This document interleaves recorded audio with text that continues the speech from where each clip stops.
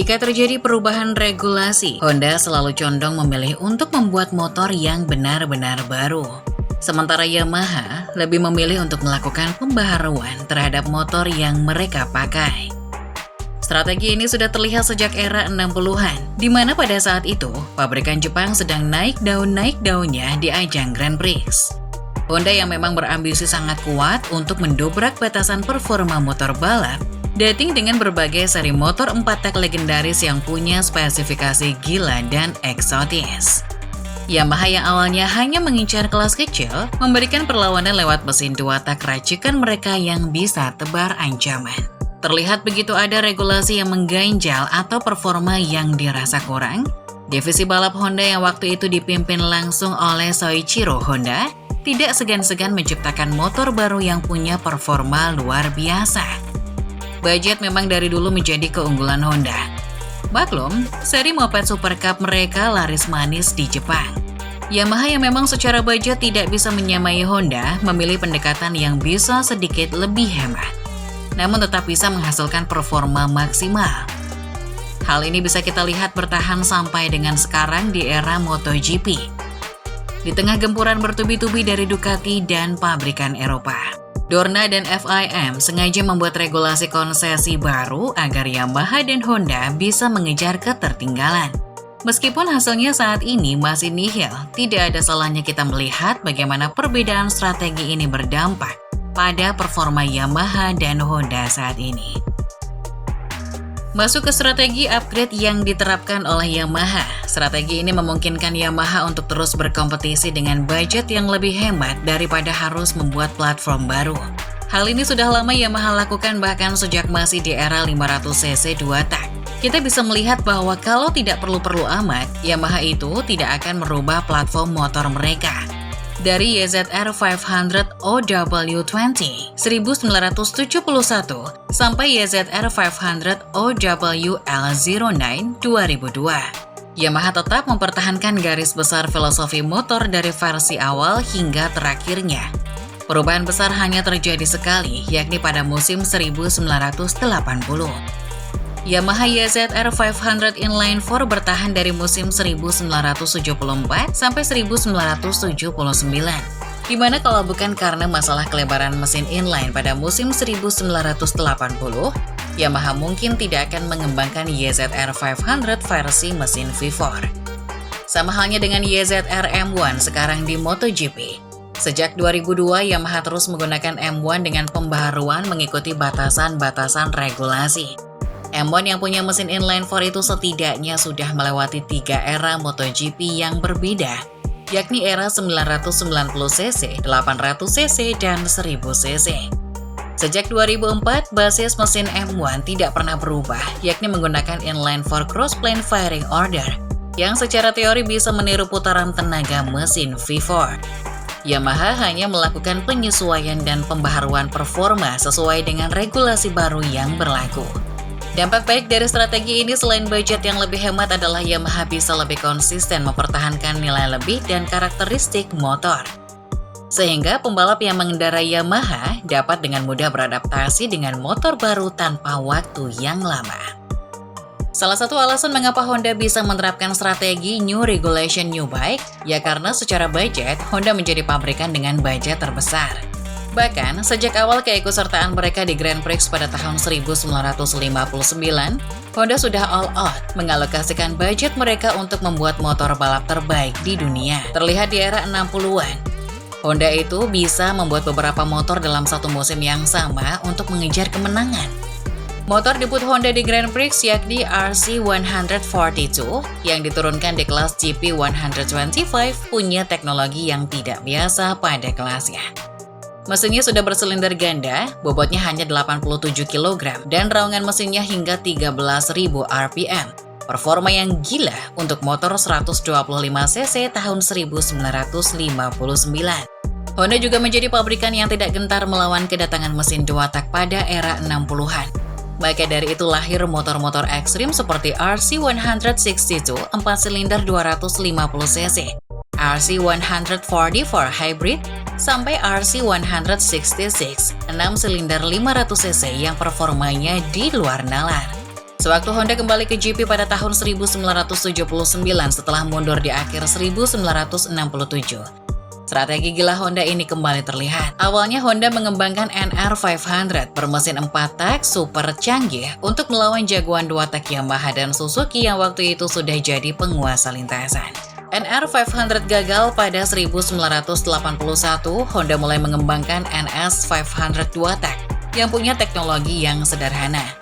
Setelah sukses dengan NS500 menanggapi perkembangan ban radial yang lebih durable, Honda akhirnya membuat NSR 500, motor tersukses Honda di GP 500. Hal yang sama terulang di MotoGP modern, di mana Honda mengembangkan RC211V bermesin 5 silinder untuk era 900cc. Kemudian RC212V untuk era 800cc, dan sejak 2012 memakai RC213V untuk era 1000cc. Sisi baiknya Honda bisa membuat motor dengan performa tertinggi untuk regulasi baru tanpa terhalang kelemahan motor sebelumnya. Namun sisi buruknya pembalap Honda dipaksa untuk punya kemampuan adaptasi yang lebih baik, karena bisa jadi karakter motor berbeda satu sama lain. Pada konteks pengembangan Yamaha dan Honda di musim 2024 ini, terlihat bahwa Yamaha melakukan peningkatan dengan stabil, sementara Honda sepertinya memerlukan lompatan tinggi dengan motor baru. Memiliki kelemahan dengan hanya diperkuat 2 motor, Yamaha nampak lebih rajin melakukan pembaharuan performa pada YZR M1. Yamaha juga membajak beberapa personel pabrikan Eropa, utamanya Ducati, yakni Max Bartolini sebagai Technical Director dan Marco Di Cotra yang menjabat sebagai Kepala Pengembangan Aerodinamika. Di Cotra sendiri pernah bekerja di Ferrari di kejuaraan Formula One. Walau belum bisa dikatakan kembali ke performa mereka yang dulu, namun arah pengembangan Yamaha sudah mulai terlihat menuju ke arah yang lebih baik. Pada GP Thailand kemarin, Fabio Quartararo mampu start di posisi 6 dan selesai di posisi 10 sprint race. Sayang saat main race yang berlangsung di kondisi hujan, Quartararo harus terlibat insiden dengan Franco Morbidelli. Fabio Quartararo kini menjadi pembalap terbaik Yamaha dan sekaligus menjadi pembalap terbaik pabrikan Jepang dengan menempati posisi 12 klasemen sementara. Alex Rins yang terkena cedera hanya mampu menempati posisi 19 klasemen sementara. Sementara di kubu Honda, duo LCR Honda masih menjadi pembalap terbaik pabrikan sayap dan itu pun hanya di posisi 17 dan 18 klasemen sementara. Pembalap utama Repsol Honda yakni Joan Mir dan Luca Marini hanya bertengger di peringkat 20 dan 22 klasemen sementara. Perekrutan Ken Kawauchi sebagai Direktur Teknis Honda dari Suzuki belum membuahkan hasil yang maksimal. Honda nampaknya perlu untuk merancang motor baru lagi agar bisa mendapatkan efek lompatan performa yang signifikan. Namun itu tidaklah mudah. Saat ini strategi Yamaha yang pelan-pelan mengupgrade motor secara konstan terlihat lebih berhasil daripada Honda. Walaupun tak nampak seperti lonjakan performa yang besar, namun baik Fabio Quartararo maupun Alex Rins merasakan optimisme yang baik di dalam garasi Yamaha. Hal lain yang membuat rasa optimisme di garasi Yamaha semakin meninggi adalah masuknya Pramac Racing menjadi tim satelit Yamaha. Tampil tanpa satelit adalah kelemahan terbesar Yamaha sejak musim 2023 yang lalu, di mana kalau hanya dengan 2 motor, Yamaha sulit mengumpulkan data untuk pengembangan. Ditambah Pramac akan dibela oleh 2 rider veteran yang punya skill baik, yakni Miguel Oliveira dan Jack Miller. Walau begitu, Yamaha tidak berhenti sampai di situ. Lewat Lynn Harvis, Yamaha mengumumkan akan menguji coba mesin V4 pada Desember tahun ini. Meskipun Yamaha mengklaim bahwa performa bukanlah alasan mereka menguji coba mesin V4, namun mesin inline mempunyai masalah dalam sisi dimensi, sama seperti tahun 1979 dulu. Disinyalir mesin V4 Yamaha ini dipersiapkan untuk menghadapi perubahan regulasi 2027 dan mulai diuji coba pada 2025 besok. Pada garasi tim sayap sayangnya keadaannya lebih muram daripada tim Garputala. Kehilangan sponsor utama Repsol sampai pesimistis menatap 2025. Tim sayap tunggal baru berani berbicara lebih jika membahas musim 2027. Biarpun begitu, Honda tetap membekali diri mereka dengan bantuan personil baru. Rekrutan terbaru Honda meliputi Alex Espargaro dan Romano Albesiano dari Aprilia serta penarikan Takaki Nakagami menjadi pembalap penguji. Alex Espargaro akan berperan sebagai test rider tambahan yang berbasis di Eropa mendampingi test rider veteran Honda Stefan Bradl. Nantinya fasilitas pendukung Eropa juga akan dibuat. Takaaki Nakagami akan bertanggung jawab menguji part di markas pusat Hamamatsu Jepang, sebelumnya nanti dipindahkan ke fasilitas Eropa. Ken Kawauchi ditarik menjadi direktur teknis tes Honda, sementara direktur teknis utama akan dipegang oleh Romano Albesiano.